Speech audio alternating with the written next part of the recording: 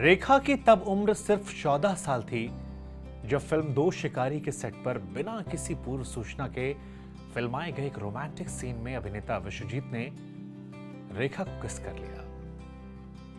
यह सिलसिला करीब 5 मिनट तक चला। न डायरेक्टर ने कट कहा और ना ही विश्वजीत रुके, बल्कि सेट पर मौजूद तमाम लोग सीटियां और तालियां बजाने लगे और यह सब कुछ देखकर रेखा सन्न रह गई थी।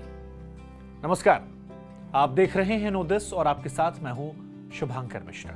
70 का दशक बीत रहा था। रेखा को मद्रास से बंबई आए अभी ज्यादा वक्त नहीं गुजरा था, लेकिन कम वक्त में ही उन्हें राजा नवाथे की दो शिकारी ऑफर हो गई थी। फिल्म के निर्माता कुलजीत पाल और अभिनेता विश्वजीत को हर हाल में एक कामयाब फिल्म की जरूरत थी। बंबई के महबूब स्टूडियो में दो शिकारी की शूटिंग शुरू हो गई थी। राजा नवाथे इस फिल्म के डायरेक्टर और सिनेमेटोग्राफर थे।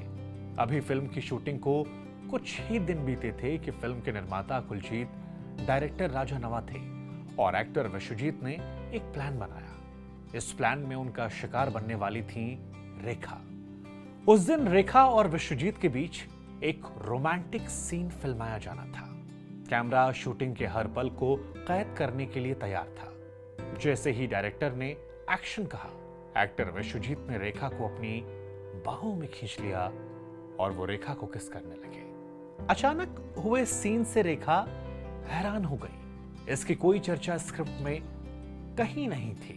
न डायरेक्टर ने कट बोला और ना ही विश्वजीत रुके।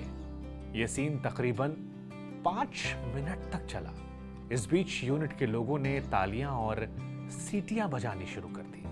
वो सीटियां काफी समय तक रेखा के कानों में गूंजती रहीं। रेखा की आंखें बंद थीं और इन आंखों में आंसू भरे हुए थे। हालांकि बाद में अपने एक इंटरव्यू में विश्वजीत ने इसे डायरेक्टर राजा नवाथे का आइडिया बताकर अपना दामन बचा लिया। विश्वजीत ने कहा था कि दरअसल वो फिल्म के डायरेक्टर राजा नवाथे का आइडिया था।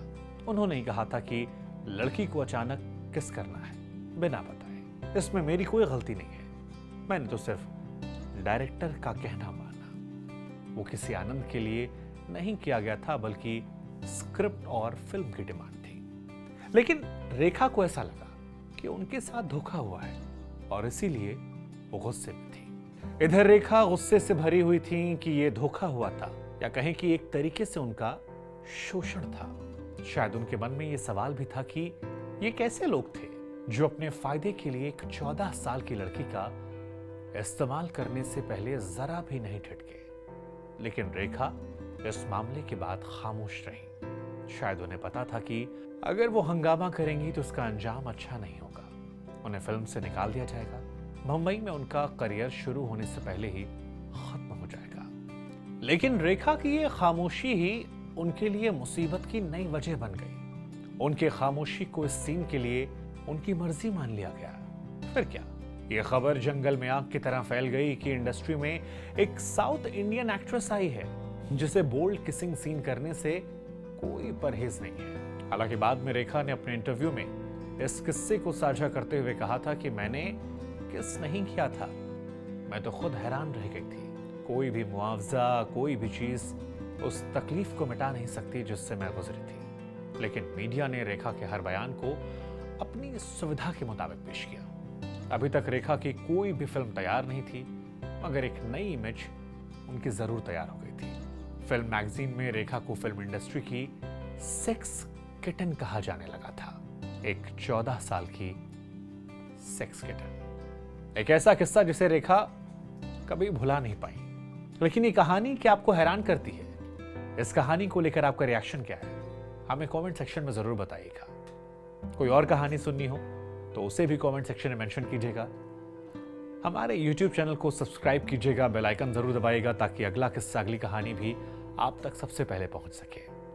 और आज के लिए नमस्कार।